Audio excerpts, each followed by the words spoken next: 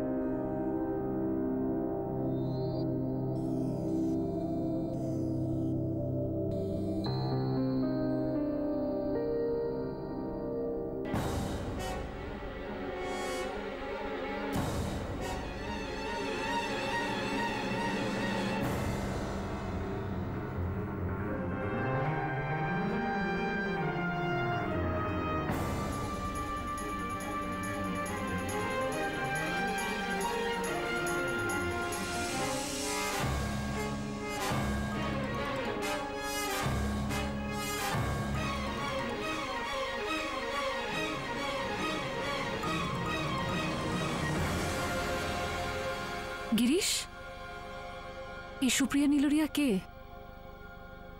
গিরিশ, এই সুপ্রিয়া নীলরিয়া কে? বাচ্চাটা কার রেখা? হোয়াট? কে ওর বাবা? Girish, shut up. কি যা তা প্রশ্ন করছো তুমি আমাকে? কোনো বয়ফ্রেন্ড আছে? কোনো এক্স, কোনো ওয়াই? সত্যি করে বলো তো, এই ইন্টেরিয়র ইউনিট চালাচ্ছ, তার সাথে কোনো অ্যাফেয়ারও চালাচ্ছ, তাই না? গিরিশ, তুমি এরকম ভাবলে কি করে? তুমি জানো যে আমি শুধু তোমাকে আর তোমাকেই ভালোবাসি। মনে নেই তো বলি, যখন তুমি আমায় ছেড়ে চলে গেছিলে, তারপর যখন ফিরে এসেছিলে আমি তোমায় অ্যাকসেপ্ট করেছিলাম। তুমি আমাকে অ্যাকসেপ্ট করেছিলে। তুমি প্রেগনেন্ট ছিলে, তাই তোমার উপর দয়া করে আমি তোমাকে বিয়ে করেছি। না হলে কাউকে মুখটা দেখাতে পারতে না। অ্যাকসেপ্ট আমি তোমাকে করেছিলাম। আর তুমি কি করেছো? অন্য একজনের সঙ্গে অ্যাফেয়ার শুরু করে দিয়েছো। রেখা, এতটা অধিকার তো আমার আছেই। বিশ্বাস হচ্ছে না, তুমি পাগল হয়ে গেছো। আমি ডক্টর রিজুলার সঙ্গে কথা বললাম, উনি আমাকে বললেন যে তুমি সিজারিং এর জন্য হ্যাঁ বলে দিয়েছো। সিজারিয়ানের সাথে এর কি সম্পর্ক? হ্যাঁ কি না? হ্যাঁ হ্যাঁ বলেছি। তোমার অজানা নয় নিশ্চয়ই যে আগের বার কমপ্লিকেশনের জন্য আমার মিসক্যারেজ হয়ে গেছিল। যাতে এবার আর কোনো কমপ্লিকেশন না আসে তাই আমি সিজারিনের জন্য হ্যাঁ বলেছি। ডক্টরই তো আমাকে রেকমেন্ড করেছিলেন। আমরা তো সেকেন্ড অপিনিয়ন নিতে গেছিলাম। কেউ কোনো কিছু রেকমেন্ড করেনি। সিজারিং শুধু তুমি চাও, শুধু তুমি। হ্যাঁ গিরিশ, যদি আমি চাই তার পেছনে তো কারণ আছে না।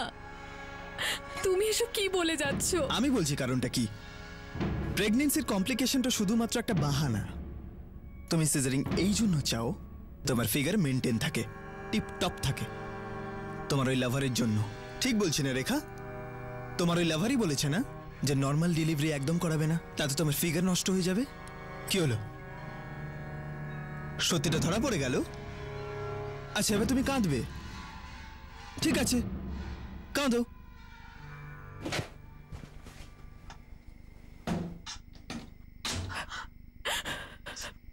আমি সুপ্রিয়া নীলরিয়ার ব্যাপারে জানতে চেয়েছিলাম, কিন্তু গিরিশ তো অন্যই প্রসঙ্গ তুলল, এমন একটা দোষ দিল যেটা আমি ভাবতেও পারিনি। আমি বুঝতেই পারলাম না ও কি পাগল হয়ে গেছিল নাকি ও সারা জীবন এরমই ছিল, যেটা আমি বুঝতে পারিনি।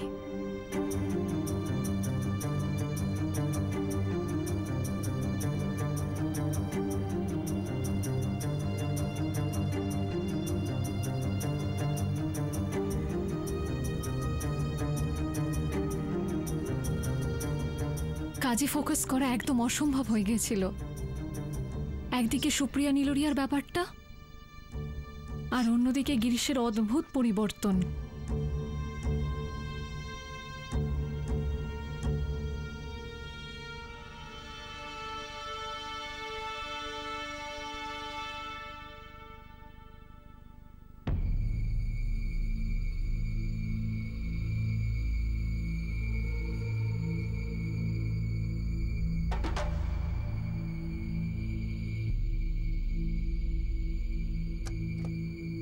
মা, মা আমার ঘরে সিসিটিভি ক্যামেরা লাগানো আছে। হ্যাঁ, সব জায়গায় লাগানো হয়েছে, এখানে হলেও লাগানো, আজই সকালেই লাগানো হয়েছে। তোমার চোখে পড়েনি হয়তো।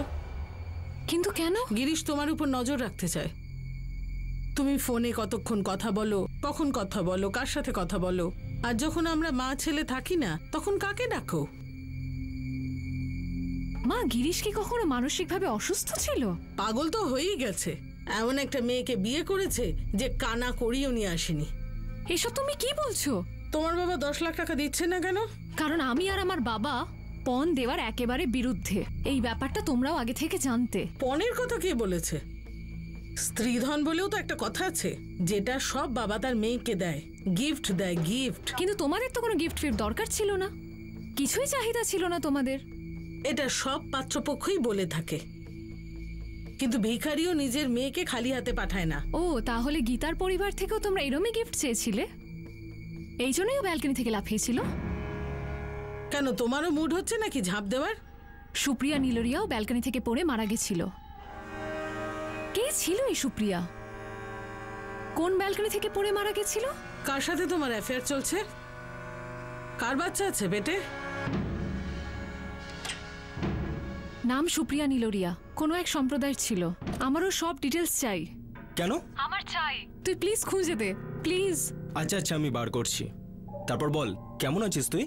ভালো আছিস তো? আর বাচ্চার খবর? ফার্স্ট ক্লাস আছে। আচ্ছা শোন, ডেলিভারির জন্য রাজকোট যাব তো? ঠাস করে একটা চড় মারবো যদি এরকম কথা বলিস। তুই পাগল নাকি? এটা জিজ্ঞেস করার মতো কথা? বল, কালকেই নিয়ে আসি তোকে? না, 2 সপ্তাহ পর। কিন্তু শোন, তার আগে আমার সুপ্রিয়া নীলরিয়া সব ডিটেলস চাই। আচ্ছা আচ্ছা, দেখছি, আমি বার করছি নাম্বার। তুষার, কি হয়েছে? রেখা ঠিক আছে তো? বলছে তো বাবা ভালো আছে, কিন্তু ওর কথা শুনে মনে হলো না। ভুল না বুঝে তো হতেই পারে, কিন্তু ভুল যদি জেনে বুঝে করা হয় তো তাকে কি বলবেন?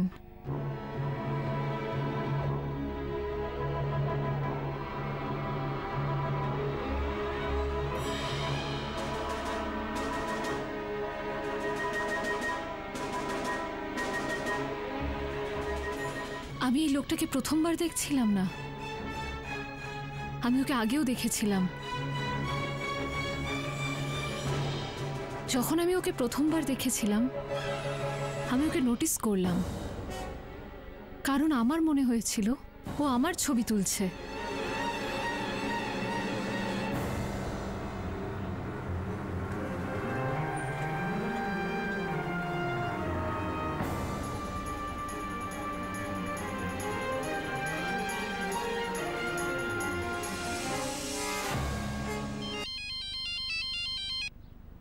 হ্যাঁ তুষার, বল। সুপ্রিয়া নামে তো অনেক মেয়েই আছে, কিন্তু আমি একটা অফিস থেকে ফোন নাম্বার বার করেছি সুরাটের। এই সুরাটের কোনো দশরথ নীলরিয়ার মেয়ে, রিটায়ার্ড পোস্টমাস্টার।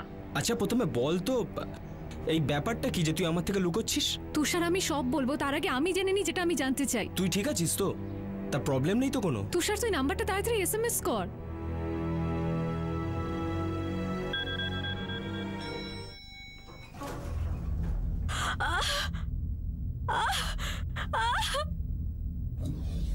ওয়াচম্যান! হ্যাঁ ম্যাডাম, কি হচ্ছে? প্লিজ প্লিজ আমার শাশুড়িকে ইনফর্ম করে দিন। আচ্ছা, আর আমার জন্য একটা অটো ডেকে নিন, আমি হসপিটালে যাব।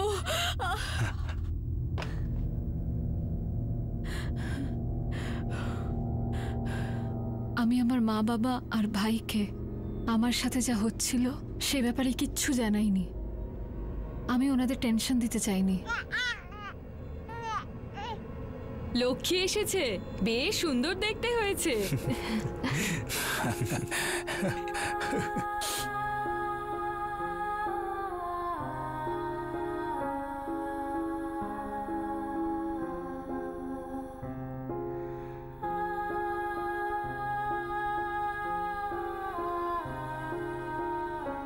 আমি সবসময় এটাই চেয়েছিলাম যে আমার আর গিরিশের মধ্যে সবকিছু ঠিক হয়ে যাক, আবার আগের মতো হয়ে যাক। কিন্তু ওটা কি কখনো সম্ভব হবে?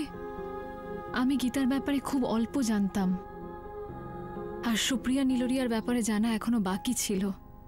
আমার সবকিছু জানার ছিল, কিন্তু সবকিছু জেনে যাওয়ার ভয়ও ছিল। আবার নতুন কোন সমস্যা আসতে চলেছে, আর কোন মানুষটার মুখোশ খুলতে চলেছে। ডেলিভারির 8 মাস পর রেখা শেষমেশ সুপ্রিয়া নীলরিয়া সম্পর্কে জানতে বেরিয়ে পড়ল। হ্যালো, কে বলছেন? দশরথ নীলরিয়া? হ্যাঁ বলছি, আপনি কে? আমার নাম রেখা সারিয়া। আসলে কিছু কথা ছিল আপনার সাথে। তুমি রাজকোটের রাজেন্দ্র সারিয়ার মেয়ে, তাই না? আঙ্কেল, আপনি আমাকে চেনেন? না মা, শুধু নাম শুনেছি। আমার মেয়ে সুপ্রিয়াও তোমার নাম শুনেছিল। আঙ্কেল, আসলে আমি সুপ্রিয়ার ব্যাপারেই জানার জন্য ফোন করেছি। কি জানতে চাইছো মা? আর এখন জেনেই বা কি হবে? তখন যদি জানার চেষ্টা করতে, তাহলে হয়তো আমার মেয়েটা বেঁচে থাকতো।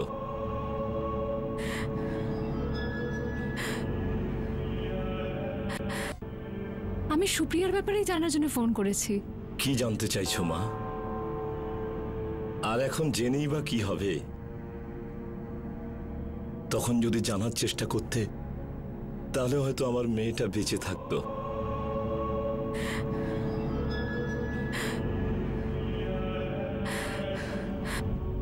বাবা, রেখা আমাকে বলেনি যে কেন সুপ্রিয়ার নাম্বার চাই।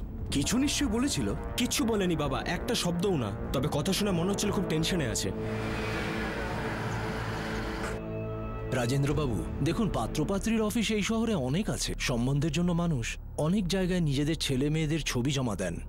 কখনো কখনো এরকম হয় যে সব ধরনের তথ্য আমাদের কাছে থাকে না। কিন্তু একটা কথা জেনে আমি খুব অবাক হলাম, আপনার মেয়ে রেখা গিরিশের সাথে বিয়ে করে নিল, অথচ রেখা কিছুই জানতে পারল না। হ্যাঁ পরশুরাম দা, ও কিচ্ছু জানতে পারেনি। ওকে কিছু বলা হয়নি, এমনকি আমাদেরও বলা হয়নি। একে তো গিরিশের বাড়ি থেকে সম্বন্ধটা ভেঙে দিল, তা সত্ত্বেও আপনার মেয়ে রেখা গিরিশের সাথে বিয়ে করলো। আপনি তো বেশি লোককে নেমন্তন্ন করেননি, আপনি তো আমাদের অফিসকেও কিছু জানাননি। এখন আপনি এসে আমাকে বলছেন? এটা অদ্ভুত লাগছে না? একটা অফিস বা কার্যালয় একটা ভালো কাজ করার জন্য তৈরি হয়, পাত্রপাত্রীর যোগাযোগের কাজ, কিন্তু কোথাও লেখা থাকে না যে একটা ছেলে মেয়েটার সাথে কি ব্যবহার করেছে, যতক্ষণ না পরিবারের পক্ষ থেকে এসে জানানো হচ্ছে। আর তারা তো কখনো বলবে না, আর এইরকম কেসে তো কখনোই বলবে না। এটা খুব খারাপ হচ্ছে। দশরথবাবুর মেয়ের সাথে যা হলো, আর আপনাকে আর আপনার মেয়েকে যেটা সহ্য করতে হচ্ছে, এটা ঠিক না।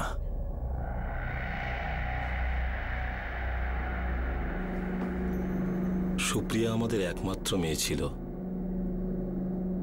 পাত্রপাত্রীর অফিসে ওর বিয়ের জন্য ফর্মও দিয়েছিলাম, তা ছবিও দিয়েছিলাম।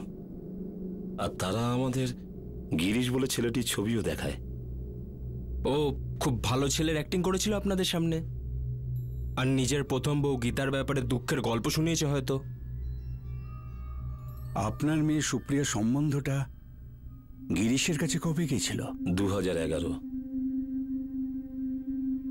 ওই সময় তো আমাদের রেখার সঙ্গে ওর সম্বন্ধের কথা চলছিল। একসাথে দুই জায়গায় সম্বন্ধ চালাচ্ছিল ওরা একই সময়ে। না আপনারা জানতে পেরেছিলেন, না আমরা। তুমি দুটো সম্পর্কে বজায় রাখছিলে না গিরিশ? আমার আর সুপ্রিয়ার মধ্যে বাছাই করছিলে না? হ্যাঁ, তো সুপ্রিয়ার ফ্যামিলিও রাজি হচ্ছিল না, আর তোমার ফ্যামিলিও। কিন্তু আমার পরিবার হ্যাঁ বলেছিল গিরিশ, আমাদের আশীর্বাদ হয়ে গেছিল, বিয়ের ডেট ঠিক হয়ে গেছিল। তুমি তখন ওদের সাথে সম্পর্ক রেখেছিলে? গিরিশ, তুমি দশরথ বাবুকে এটাও বলনি যে আমাদের আশীর্বাদ হয়ে গেছে। এটা তো ফ্রড, তাই না? কিসের ফ্রড? মানুষের কি সেই অধিকারটাও নেই যে সে নিজের মতন করে বাঁচবে, নিজের লাইফ পার্টনার নিজে খুঁজবে? মার্চ 2012-তে আমরা রেখার গিরিশের আশীর্বাদ করেছি আমাদের বাড়িতে, রাজকোটে। আমরা তো এর বিন্দু বিসর্গ জানতে পারিনি, ওরা আমাদের কিচ্ছু জানায়নি আগে থেকে। সুপ্রিয়া আর গিরিশের বিয়ে কবে হয়েছিল? আগস্ট 2012।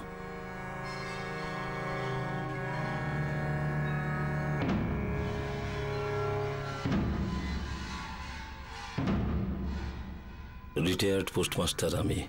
যতটা প্রভিডেন্ট ফান্ড পেয়েছিলাম তার সমস্তটাই বিয়েতে খরচা করেছিলাম, সমস্ত চাহিদা পূরণ করেছিলাম, তাও ওদের লোভ কমেনি।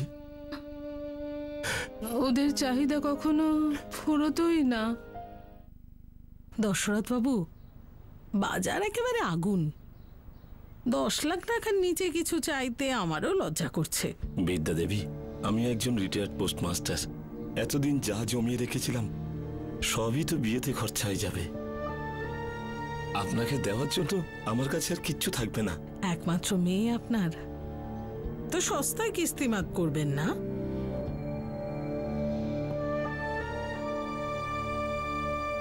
গিরিশ, আমার বাবার কাছে সত্যিই কিছু নেই দেওয়ার মতো।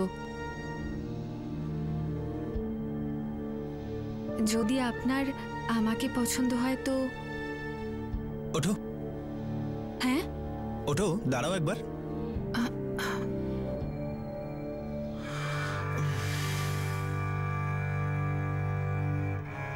ঘোড়ো, ঘোড়ো একবার।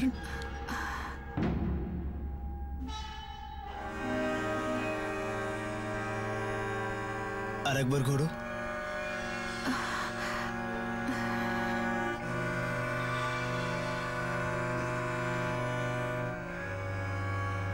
বসে পড়ো। যখন আমরা এঙ্গেজ ছিলাম তুমি সুপ্রিয়ার সাথে বিয়ে ফিক্সড করে নিলে। জুলাইতে আমার সাথে সম্পর্ক ভেঙে আগস্ট 2012-তে সুপ্রিয়াকে বিয়ে করে নিলে। কোনো কারণই ছিল না সম্পর্কটা ভাঙার। বলবে কি করে? তোমার কাছে তো কোনো কারণই ছিল না। তুমি সুপ্রিয়াকে বিয়ে করলে আর আমাকেও হাতে রেখে দিচ্ছিলে, ভেবে চিনতে হাতে রেখে দিতে চেয়েছিলে। যদি সুপ্রিয়ার সঙ্গে সম্পর্কটা ভেঙে যায়, তোমার সেবা শুশ্রূষার জন্য তো আমি ছিলামই। বলো গিরিশ, কেন করলে এইসব? কি সুপ্রিয়ার সঙ্গে বিয়ে? সুপ্রিয়ার সাথে বিয়ে, আমার সাথে ছলনা, এই নোংরা খেলা কেন খেললে তুমি? আমার সুপ্রিয়ার ফিগারটা খুব ভালো লেগেছিল। কি? ও তোমার থেকে বেশি সুন্দরী ছিল, আর ওর ফিগারটাও তোমার থেকে ভালো ছিল। আমি কি আদেও তোমাকে চিনি গিরিশ? জানো না তুমি? এমন কি আছে যে তুমি আমার ব্যাপারে জানো না? আমরা দেখা করেছি, আমি তোমাকে সবকিছু বলেছি, আবার দেখা করেছি, সবকিছু করেছি। আর কি বেঁচে আছে বলার মতো? এটাই তো বলনি না যে তুমি সুপ্রিয়াকে বিয়ে করেছিলে?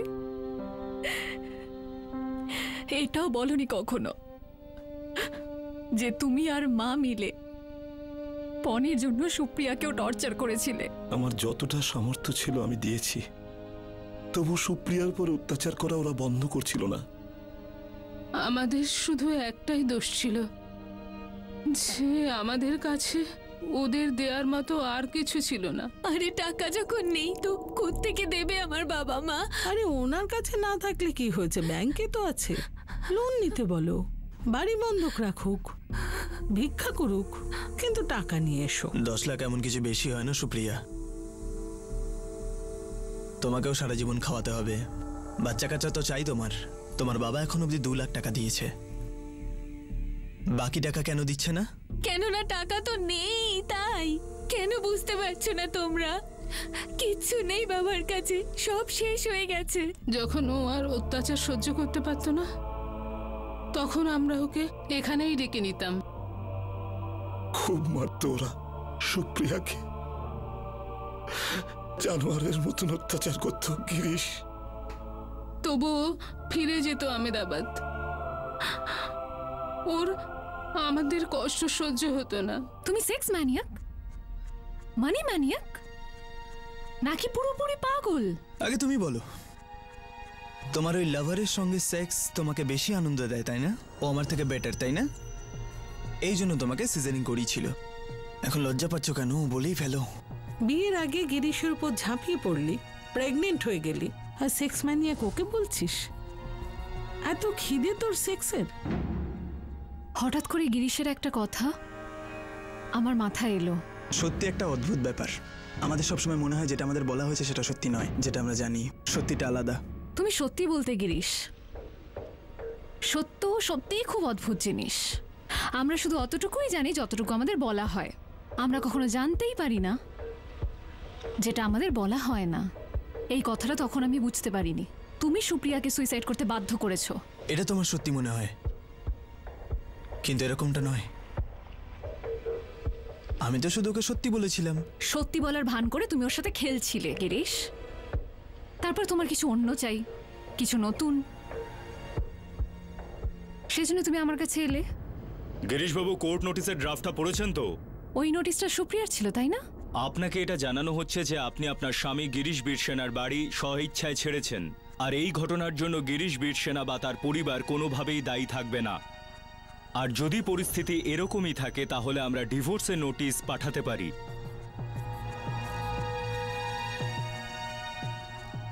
মনে হচ্ছে এই গিরিশ দ্বিতীয়বার বিয়ে করার প্ল্যান করে চলেছে। আমি আজকেই আমেদাবাদ যাচ্ছি। যা কপালে আছে হবে, কিন্তু ও আমায় ছেড়ে যেতে পারে না। সুপ্রিয়া মা, ও আমেদাবাদে ফিরে গেল গিরিশের বাড়িতে কথা বলতে। আর যখন ও বুঝতে পারলো তখনই ওর মাকে ফোন করে দিল। জানতে পারলো মানে? রেখা আর গিরিশের বিয়ের ব্যাপারে? গিরিশ, তুমি আমার সাথে এটা করতে পারো না গিরিশ। কেন করতে পারি না? তুমিও তো আমাকে ছেড়ে চলে গেছিলে। আসলে আমি একা থাকতে পছন্দ করি না, দিন কাটে না, রাত কাটে না। তুমিও তো ছেড়ে চলে গেছিলে আমায় দুবাই 6 মাসের জন্য। সেটা তো আমার মনের শান্তির জন্য গেছিলাম। আমার শরীরের চাহিদার জন্য একটা বউ দরকার ছিল। গিরিশ, আমি আছি না তোমার জন্য? আমি আছি তো। তোমাকে আর আমার প্রয়োজন নেই, আর তুমি আমার দায়িত্বও নও। গিরিশ, মেয়েটা কে? রেখা আমার সন্তানের মা হতে চলেছে। আর একটা প্রেগনেন্ট মেয়েকে কেউ কখনো ঠকাতে পারে? এমনি তো সব থেকে বেশি তুমি আমাকে ঠকিয়েছিলে। বাপের বাড়ি থেকে টাকা নিয়ে আসোনি, তোমার বাবার থেকে চেয়েছিলাম।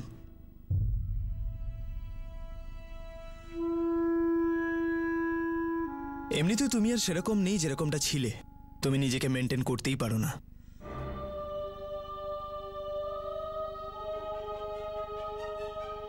সেদিন সুপ্রিয়ার সাথে যা কিছু হয়েছিল সে সমস্ত ব্যাপারটা সে তার মাকে বলেছিল।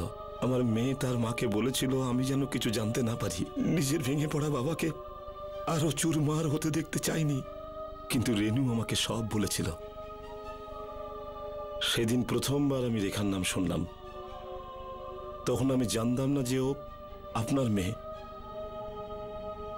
আমি তো শুধু আমার মেয়ের সঙ্গে কথা বলতে চেয়েছিলাম, তাকে বিশ্বাস করাতে চেয়েছিলাম আমি রেখার সঙ্গে কথা বলবো, ওকে বোঝাবো যে আমার মেয়ের সংসার ভেঙো না। তুই শুনছিস তো মা? সুপ্রিয়া, তুই কিছু বলছিস না কেন? মা, তুই কোনো চিন্তা করিস না, আমি সব ঠিক করে দেব। আমি ওই মেয়েটির সঙ্গে কথা বলবো রে মা। ওকে দ্বিতীয় বিয়ে আমি করতেই দেব না, এটা একদমই হতে দেব না রে মা। আমি সব ঠিক করে দেব, দেখিস। তুই একদম চিন্তা করিস না মা।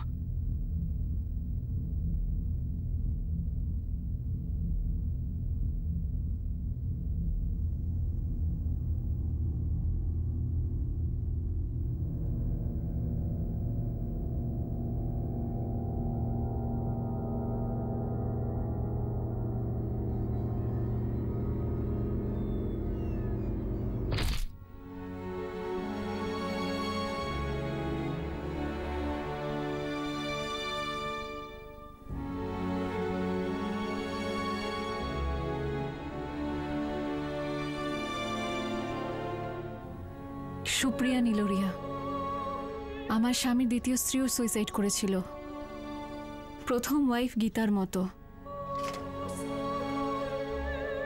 সুপ্রিয়া এই ব্যালকনি থেকেই সুইসাইড করেছিল।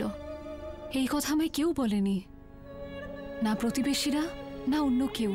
তখন আমার মনে এটা কখনো আসেনি যে এই সুইসাইডটার জন্য মা আর গিরিশ দুজনে এই বিল্ডিংয়ে আর কারোর সাথে সম্পর্ক রাখে না, কথাবার্তা বলে না, নিজেদের নিয়েই থাকে। এবার আমরা সোজা না আহমেদাবাদ যাব, রেখা আর পূজাকে আমাদের বাড়িতে নিয়ে আসবো। এত কিছু শোনার পর আর এগোনোর কথা ভাবতেই পাচ্ছি না। সোজা রেখার কাছে যাব, ওদেরকে নিয়ে চলে আসবো। এবার আমরা সোজা না আহমেদাবাদ যাব, রেখা আর পূজাকে আমাদের বাড়িতে নিয়ে আসবো। এত কিছু শোনার পর আর এগোনোর কথা ভাবতেই পাচ্ছি না। সোজা রেখার কাছে যাব, ওদেরকে নিয়ে চলে আসবো।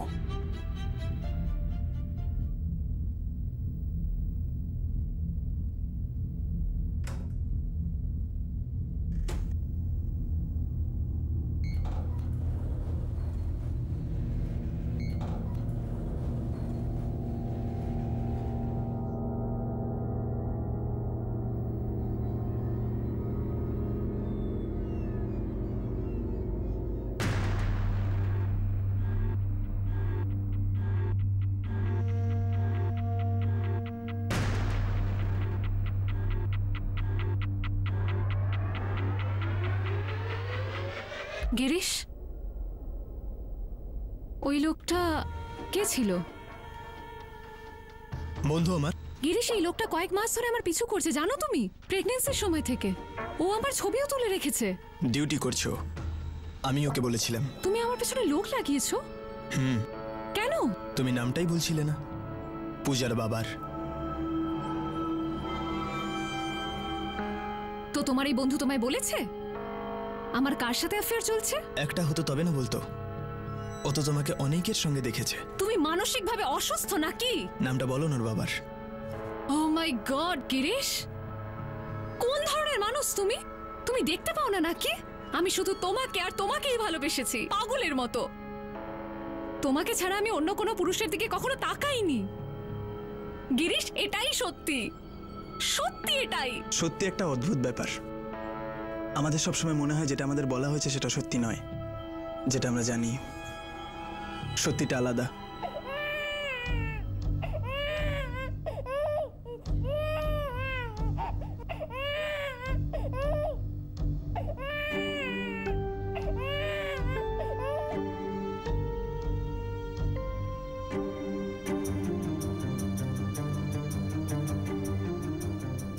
আরে আরে আরে পূজা মা, তুমি যাবে আমাদের সঙ্গে আমাদের বাড়ি? রেখা, জামা কাপড় প্যাক করে নে। তুই আর পূজা এখনই আমাদের সাথে চ বাড়িতে, সারা জীবনের জন্য, বুঝলি? না তুষার, আমি এভাবে যেতে পারবো না।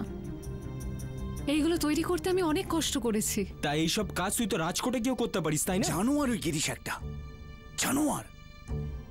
আমাদের জীবনে ঘটা সব থেকে খারাপ ব্যাপারটা ওর জন্য হয়েছে। এক্ষুনি সেই ভুলটাকে শুধরে নিতে হবে মা। আর যদি না হয় না, সেটা শুধু ভুলই নয়, খুব বড় একটা বোকামি হবে। আর যদি তোকে আহমেদাবাদে থেকে নিজের কাজ করতে হয় না, আমি আর তোর বৌদি এখানেই তোর সাথে থাকবো। যতদিন না তুই সেটেল হচ্ছিস এখানেই থাকবো। কেন থাকবি তুই আমার সাথে? তোর কোনো কাজ নেই রাজকোটে? জীবন নেই তোর? আমি কারোর জীবন ডিস্টার্ব করতে চাই না, কারোর জীবন নষ্ট করতে চাই না। মা, একটা ভুল তো আমরা করেছি, আবার একটা ভুল করে এই বাচ্চাটা সর্বনাশ আমরা করতে পারবো না। আমি জানি গিরিশের সাথে কিছু একটা সমস্যা হচ্ছে। হি নিডস হেল্প। ও ট্রিটমেন্টের দরকার।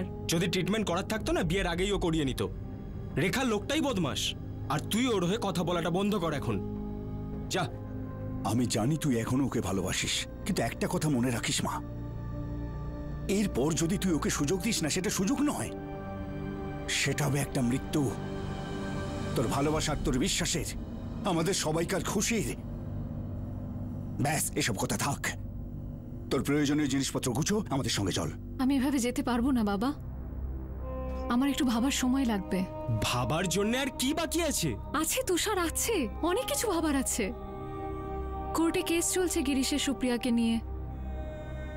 গীতা, সুপ্রিয়া, ওরা তো ফিরে আসবে না। যা হয়েছে খারাপই হয়েছে। এখন সত্যিটা এটাই যে যাকে আমি ভালোবেসেছি বিয়ে করেছি সেই রকম হলো, কিন্তু ও তো আমার স্বামী হয়।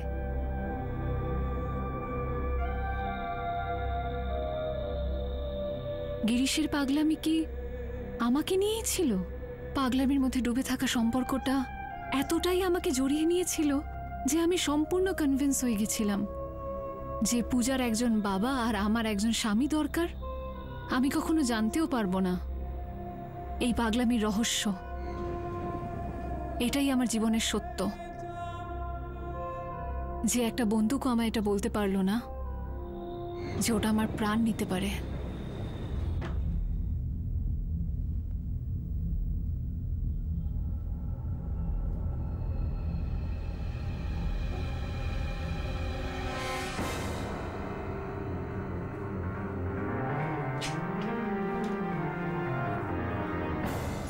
এটা তোমার কাছে কি করছে গিরিশ? তোমার এটা কি প্রয়োজন? কোথা থেকে পেলে তুমি এটা?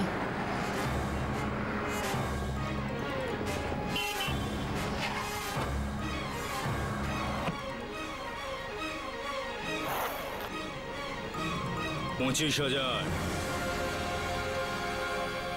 বলো, কেন কিনেছো তুমি এটা? তুমি সিজারিং কেন করিয়েছিলে? গিরিশ, তুমি জানো তো তুমি পুরো পাগল হয়ে গেছো। আমিও তোমার ব্যাপারে একই রকম ভাবি। কেন? আরো একজনকে পেয়ে গেছো বুঝি টর্চার করে পাগল বানানোর জন্য? যেমন তুমি তোমার লাভারকে পেয়েছো। তোমার এই নোংরামি না আমার উপর কোনো প্রভাব ফেলবে না। আমি ওদের মতো দুর্বল না, হ্যাঁ, যে ব্যালকনিতে গিয়ে লাফ মারবো। জানি আমি তুমি সেরকম নও যা আমি ভেবেছিলাম।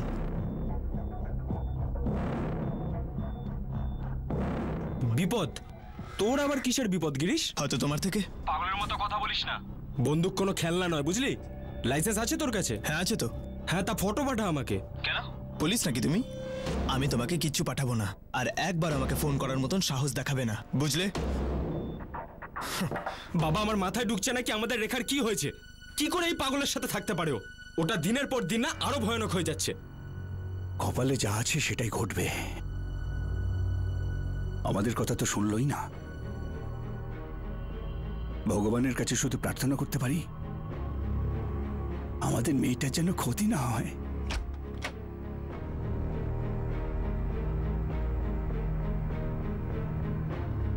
কোথাও যাওয়ার দরকার নেই, ঘরের ভেতরে চলো। কি? যদি আর একবারও তোমার বাড়ি থেকে তোমার ভাই বা অন্য কেউ ফোন করে, ঠিক হবে না বলে দিচ্ছি। বাড়িতে বিনা লাইসেন্সে বন্দুক রাখো, নিজেরই স্ত্রীর পেছনে লোক লাগিয়েছো, আর কি বাকি আছে গিরিশ? আজকের পর থেকে তুমি বাড়িতেই থাকবে। অনেক হয়েছে ইন্টেরিয়ার ডিজাইনিং এর নামে পরপুরুষদের বিছানায় গিয়ে শোয়া। ভেতরে যাও, ওই লোকগুলো থেকে দূরে থাকো। দূর তো আমার একটা পুরুষের থেকেই থাকা উচিত, সেটা তুমি গিরিশ।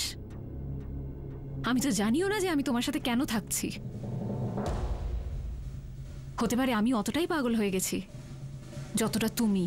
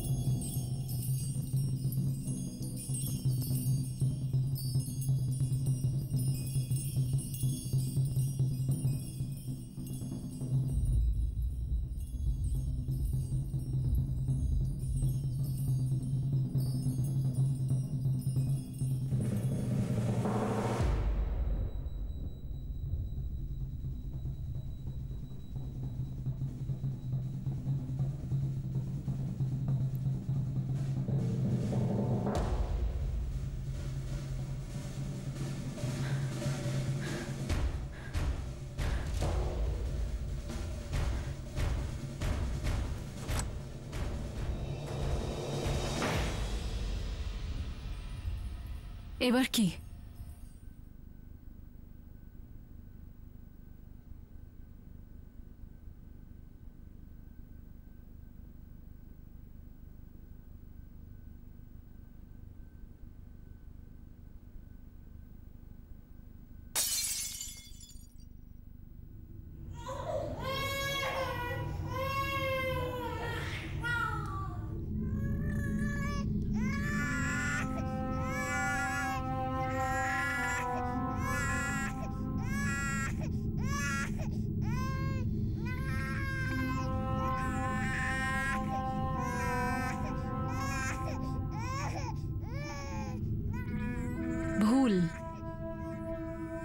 না বুঝে তো হতেই পারে, কিন্তু ভুল যদি জেনে শুনে করা হয় তো তাকে কি বলবেন?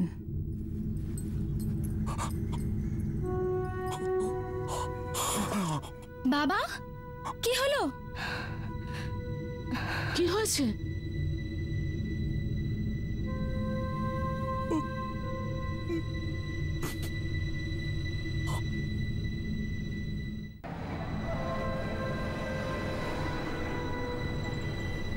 স্যার, গিরিশের গাড়ি আহমেদাবাদ বরোডা হাইওয়েতে পাওয়া গেছে। গাড়িতে কোনো বন্দুক নেই। স্যার, গাড়ির সামনে দুটো টায়ারই পাঞ্চার হয়ে গেছে। মনে হয় না খুব বেশি দূর যেতে পেরেছে। হাইওয়ে পেট্রোল টিমকে অ্যালার্ট করে দিচ্ছি।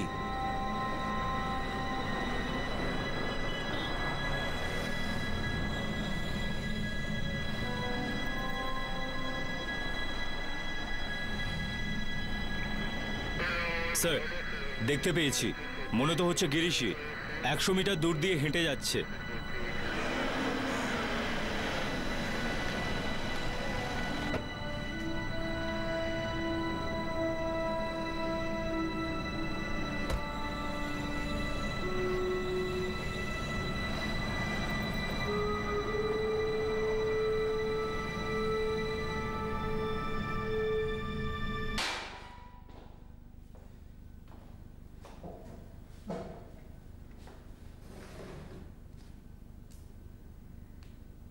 সন্দেহ ছিল না আমার।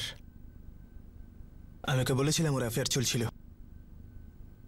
একটা না অনেকগুলো। তুমি বন্দুকটা শুধু ওকে মারার জন্যই কিনেছিলে? হ্যাঁ, 2 সপ্তাহ আগে 25,000 টাকা দিয়ে। অ্যাফেয়ার তো চলছিল ওর। ওই বন্দুকটা কোথায় যেটা দিয়ে তুমি তোমার স্ত্রীকে মেরেছো? জানি না।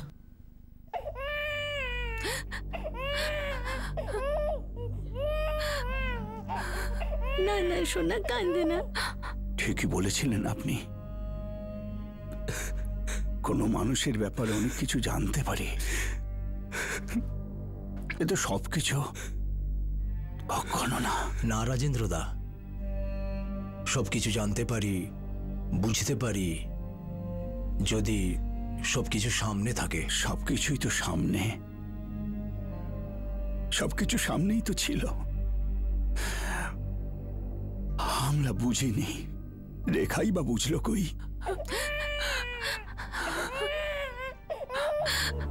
না না সোনা, কান্দে না, কান্দে না। কি হতো যদি গীতা এত ভয়ঙ্কর পদক্ষেপ নেওয়ার বদলে নিজের মনের কষ্টকে তার মা আর তার দাদার সঙ্গে শেয়ার করত? তাহলে হয়তো সে নিজেকে সেই টর্চারের যন্ত্রণা থেকে বের করতে পারত। কি হতো যদি সুপ্রিয়া রেখার সঙ্গে দেখা করত? নিজের সঙ্গে হওয়া টর্চারের বিষয়ে সে রেখাকে জানাতে পারত। কি হতো যদি রেখা এটা বুঝতে পারত যে তার বিয়ে আসলে বিয়ে নয়, বরং এটা একটা মিথ্যে, হঠকারিতা আর পাগলামির চোরাবালি ছিল? তখন সে এই সম্পর্কে পা রাখার বদলে নিজের দাদা আর বাবার সঙ্গে পা মিলিয়ে একটা নতুন জীবন শুরু করতে পারত। গীতা রেজপাড়া, সুপ্রিয়া নিলোরিয়া আর রেখা সারিয়া, এই 3 জনের জীবিত অবস্থায় পরস্পরের সঙ্গে দেখা হয়নি, কিন্তু 3 জনের জীবনেই অসময়ে মৃত্যু এসেছে একই পথে। যার ফলে গিরিশের প্রথম স্ত্রী গীতা রেজপাড়াকে কি দেনা পাওনার জন্য টর্চার করা হতো? এই কথার উত্তর আইনি খাতায় খুব অস্পষ্ট, আর এই ধোঁয়াশা হয়তো কখনো কাটবে না। রেখার মেয়ে পূজা এখন রেখার পরিবারের দায়িত্বে রয়েছে। আপনাদের সাথে আবার দেখা হবে পরের এপিসোডে আরও একটা অপরাধের গল্প নিয়ে। ততক্ষণ সুরক্ষিত থাকুন, সতর্ক থেকে একজন ভালো নাগরিকের দায়িত্ব পালন করুন, আর দেখতে থাকুন ক্রাইম পেট্রোল সতর্ক। For more updates, subscribe to our channel, click the show links and enjoy watching the videos.